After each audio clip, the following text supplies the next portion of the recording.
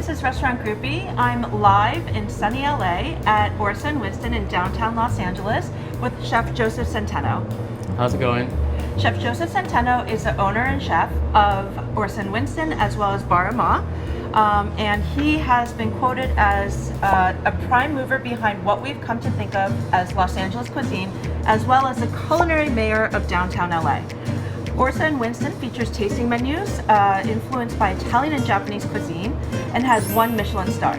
It was named Los Angeles Times Restaurant of the Year for 2020. Congratulations, Chef. Do you want to tell us a little bit about your other restaurants and your other ventures?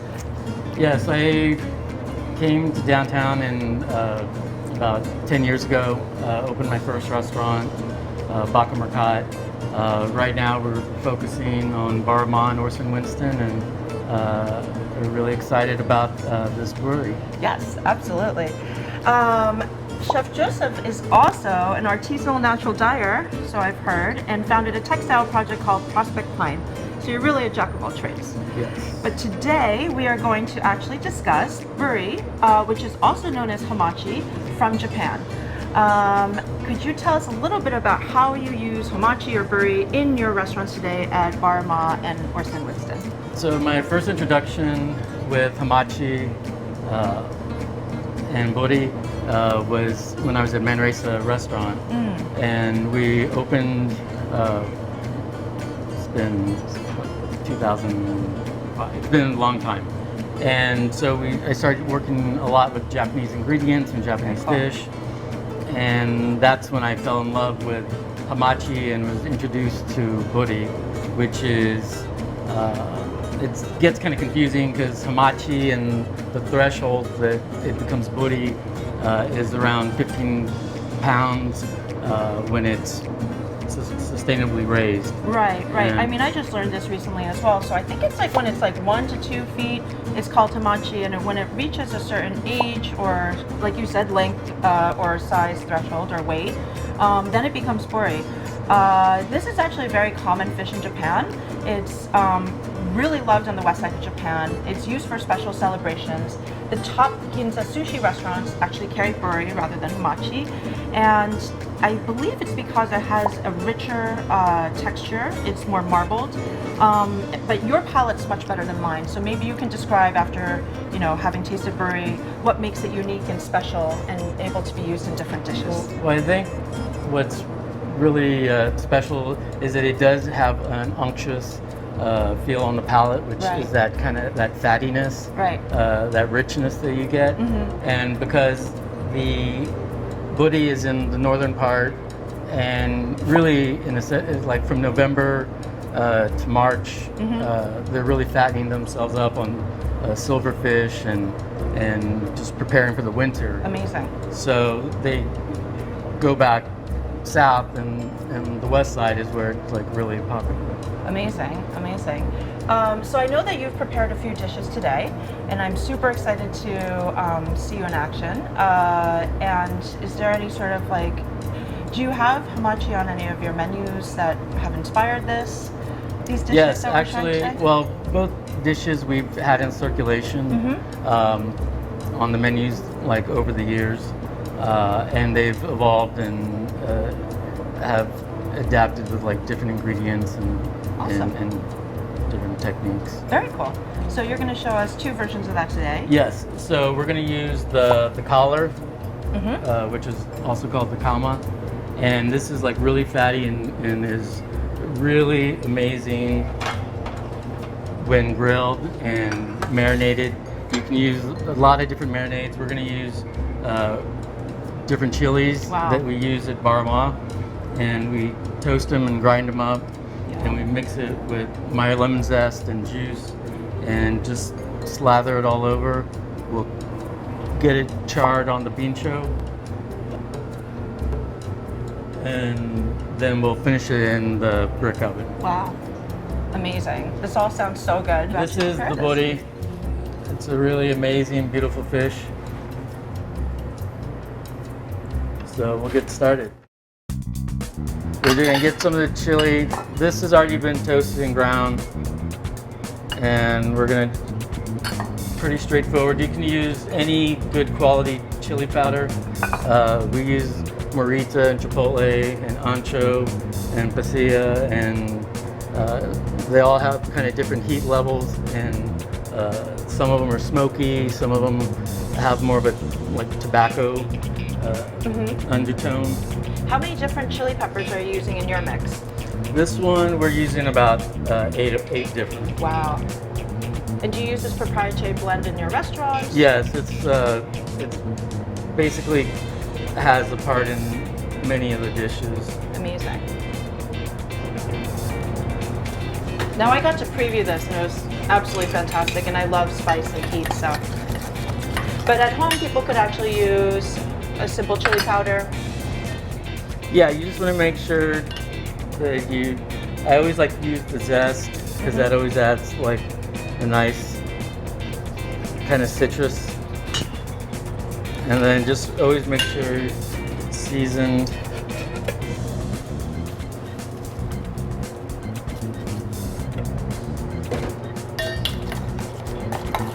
Machikama is one of my favorite things. Usually in a Japanese restaurant, it's like very simply broiled, and then they put the sauce on the side, whether it be soy sauce or oroshi daikon. But here it's that you're actually putting the sauce on the fish itself. Yes, and you can go ahead and marinate it like an hour, a couple hours before, just so it can penetrate. It's such a fatty cut that it's not going to distract from the flavor or overpower it. It's going to hold up to it very well. It's always important also to make sure you kind of remove the scales. And then also spread it on the skin side as well. Yeah. We'll finish it. Beautiful.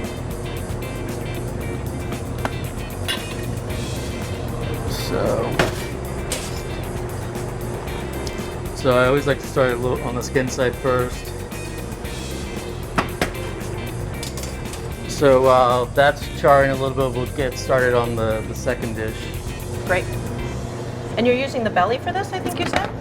Yes. So we have the belly.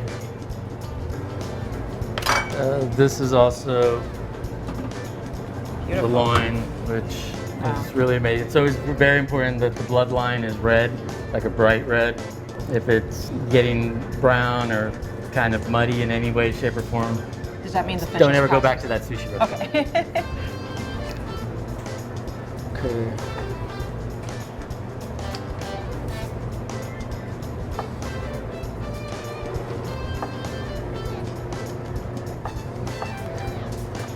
So this is a dish that we started doing, like the first version was probably about 12 years ago. Oh, wow. And it was become such a popular dish that it's never come off. Amazing. And what made you choose hamachi or buri for this dish rather than, like, let's say a lean tuna or salmon or? It was because it was not as common, and had not really come in when I finally did get the opportunity to be exposed to this type of ingredient in this fish. It was just like no turning back. I mean, it's just it's such a beautiful ingredient.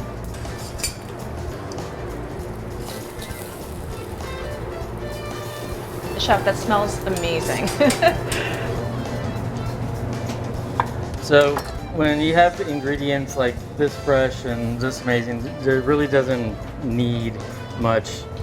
We're just adding a little bit of acid, a little bit of zest.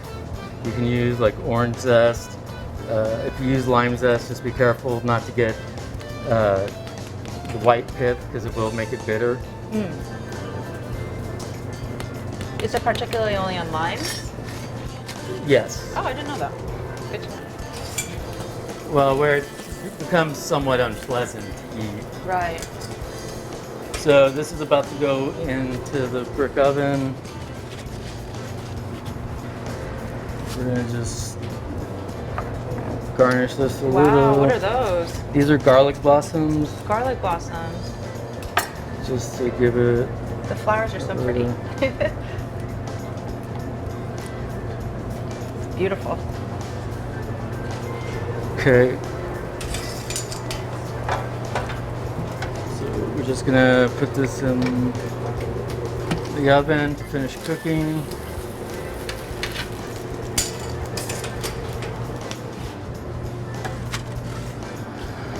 So, I mean, that's like a whole meal. That'll feed 2 people easily. Then we're just gonna finish seasoning. A little bit of pepper. And what are these guys?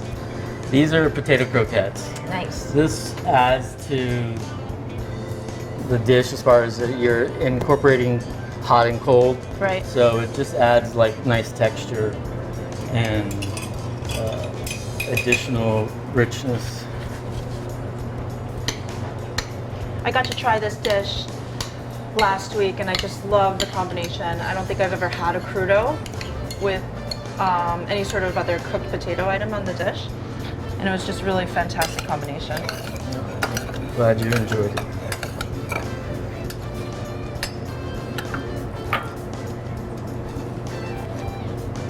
So it's really simple presentation. It's really just, you really want to just highlight the buri.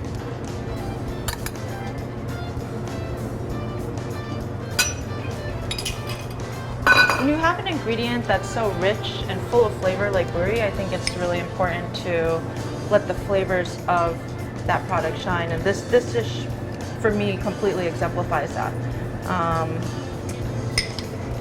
I think the components that go together with it are very complementary, and you can still taste the richness and the full flavor, and like as you described it before, the unctuous part of the buri from Japan. So a little bit of rice cracker. Beautiful.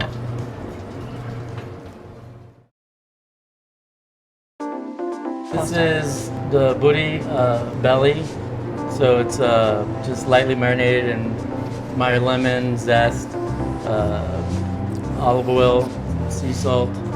You can pre-dry brine these for a little bit, and then it's served with the potato croquette, basically like a hash brown, avocado, and has ajika, which is a Pazian inspired salsa that has chili and caraway and cumin and a little bit of celery leaf. So now we're going to check on the collar, which should be close. So you do want it to be cooked through. That is important to where it's falling off the bone.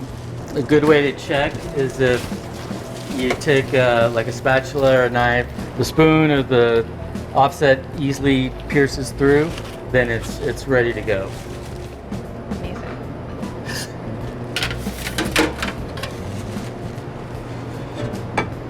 So this is collar. Wow. And again, it's such a great ingredient. You don't want to like do too much to it because it is like a nice fatty piece. It does hold up to like more like stronger flavors. Right. So chili and acid like go well. It's a beautiful piece of fish. Absolutely stunning. So when people get the tortillas, do they just kind of like, it's like a free-for-all? It's a free-for-all? Well, yes, and then you have to order more. So, get a couple of these started. So you make your tortillas in-house, it's amazing. Yes. Where does the inspiration come from for barma? Barma is inspired by just me growing up in San Antonio, Texas, and eating the food that my family that I grew up eating. And a lot of the recipes were inspired from my great grandmother. Amazing. And my grandmother and my mom. Did they used to make buri kama? No, this would be the more of the Japanese inspired that kind of made its way over to the Tex-Mex side. Nice. So just finish with a little bit of sea salt. It was pre-brine, so just keep that. Just remember that if you do decide to brine it. So pretty.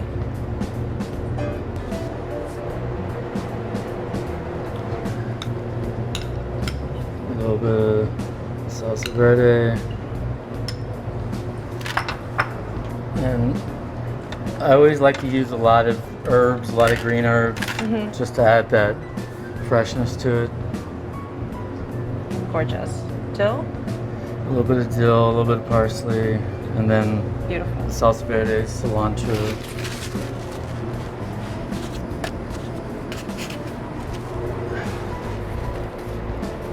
Fresh There you go. tortillas. Oh my goodness.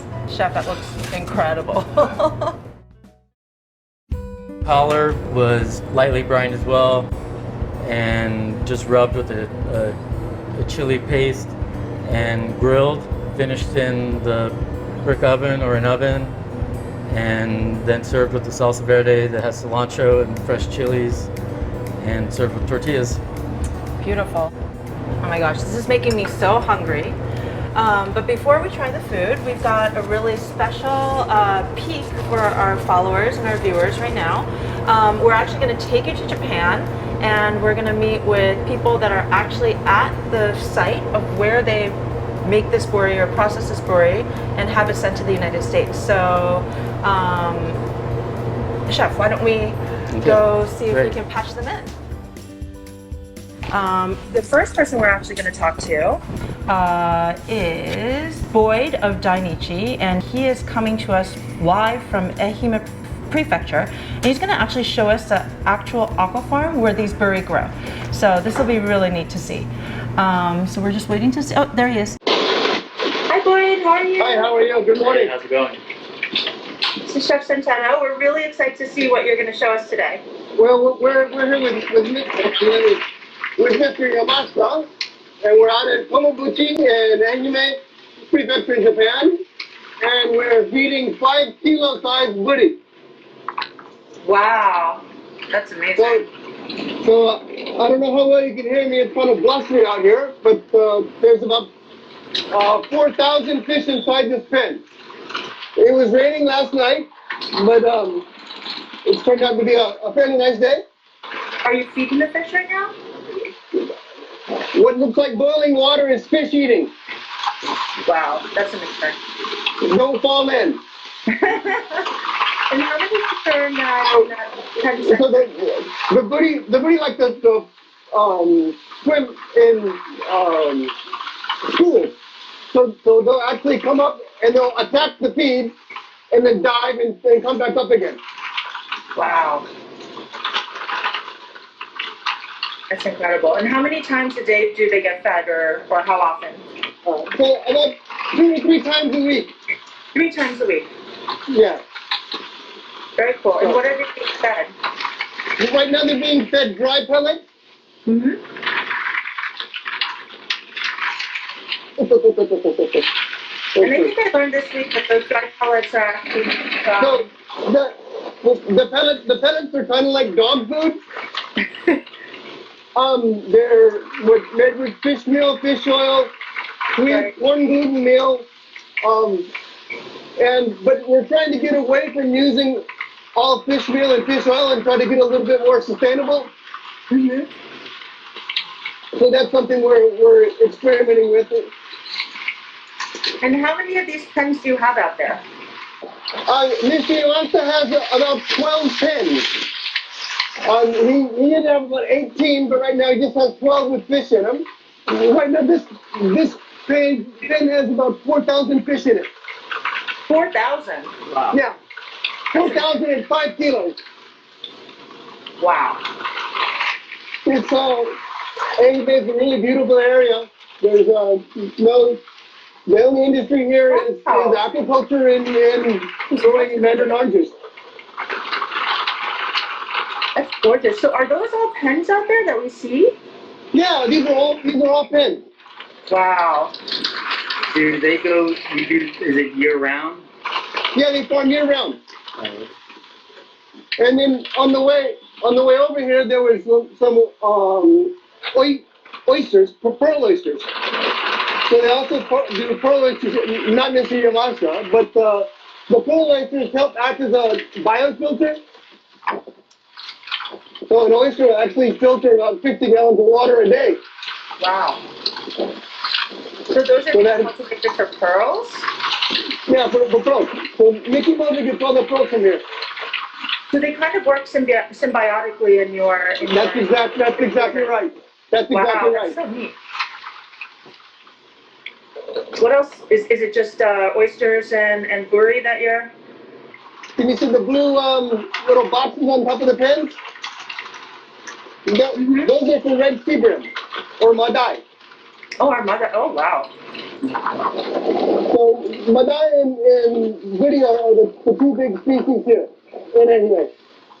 Got it. Well, boy, thank you so much. That was really, really informative. Really cool to see. Okay, no worries. Thank you so much for going live with us. Thank you. Really Okay, all right. So we're actually going to go next to Kagoshima, but they're not quite ready yet. So we thought we'd discuss something else in between. You know, sustainability. Boy mentioned sustainability and how they're using fish pellets so they don't have any food waste. So they're using maybe other fish that they have left over to form into these nutritional pellets that they feed the buri in Japan.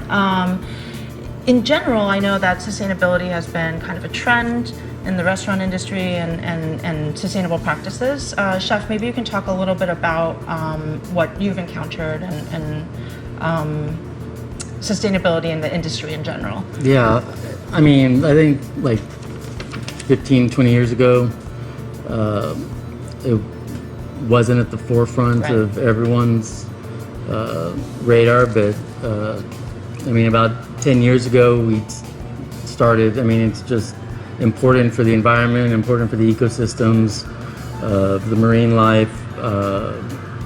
It's just important for the world moving forward that everyone, like 911, starts heading in this direction. And I mean, some people say like sustainable fish doesn't taste the same and so forth. Well, I mean, I think when it gets down to it, if it's not the right for you, then just don't serve it. But staying away from wild fishing is, I think, essential and really the only way to move forward. Right. In general, I think not just in aqua farming, but we are trying to make less of a footprint on our environment. So, you know, what I learned recently, there's a little history on Japanese buri. A university in Japan in 1955 was researching aqua farms, and they were actually able to have success and open up a buri farm for commercial use. And because they've been kind of studying and researching this for the past 50 plus years, you know, they were able to receive an ASC certification, which stands for Aquaculture Stewardship Council, which is, I believe, very difficult to get, in 2017. And the farm that we were just at has that ASC certification, and the farm that we're about to go to in Kagoshima does as well. So since they've been researching this from the university state for such a long time, they've created a system where they can actually constantly enjoy a supply of really high quality, sustainable buri fish. So it's kind of become a environment within itself that just provides for us to eat delicious fish all year round. Right now, we are just waiting for Sayaka to join. Hi, Sayaka. Hi. How are you? This is Joseph. Good. Hi, nice to meet you. Okay, so my name is Sayaka, and I'm working for a buri processing company called Aquablue in Kagoshima. And I do trade admin, and our company ships to US both fresh and frozen buri. So let me turn this camera, and this is how our company looks like. And So this is Japan's map, and Kagoshima is here. And this is like a zoomed Kagoshima area, and this is Mount Sakurajima, which is active volcano. And these green spots, we have pens.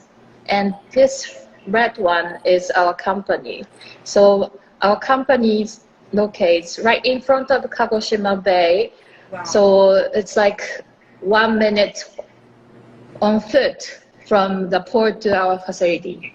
So I think I would say this is one of the keys to our fresh products. Right. Yeah, and this is our processing facilities map. And we have 4 rooms for each process flow. So this is the first room, which is where we do heading and gutting. And in the second room, we do filleting, like cutting, making loins, kirimis. And then in the third room, the blue one, we do wiping, vacuum packaging, and then metal detection. And then in the fourth room, we do weighing and labeling. And then it goes into this room to do the picking and packing. So we have zonings to make it possible to prevent cross-contamination. And also each room's temperature is kept under 10 degrees Celsius for like making it fresh as possible. So I'm at here number 5 door, which goes into the filleting room. So let's go inside. Okay. So this is a fish tank. It comes from the first room to here, and then they're picking up from the tank, and then put it on the table.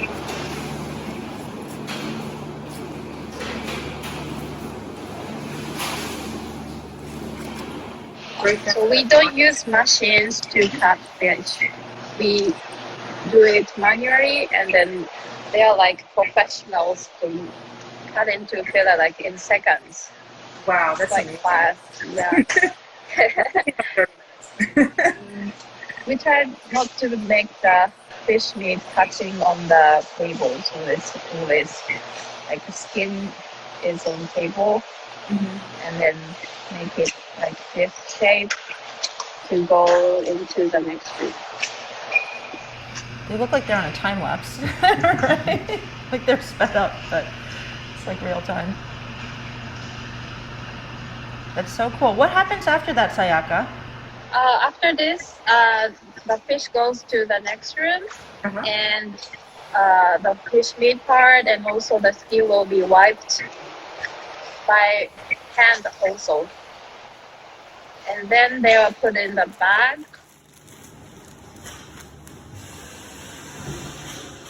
And then vacuum packed. And then it will be go through the metal detection.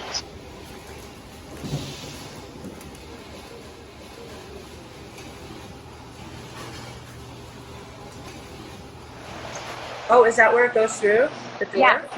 Oh, very cool. That's on its way here.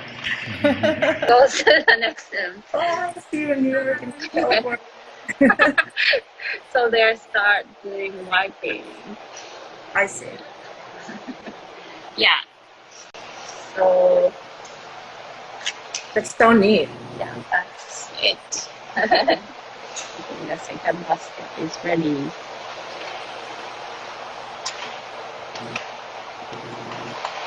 And that's just been basically taken out of the ocean, right? Just like minutes before, because you're right outside your back door, right? Or your front door. Yeah. Or Right.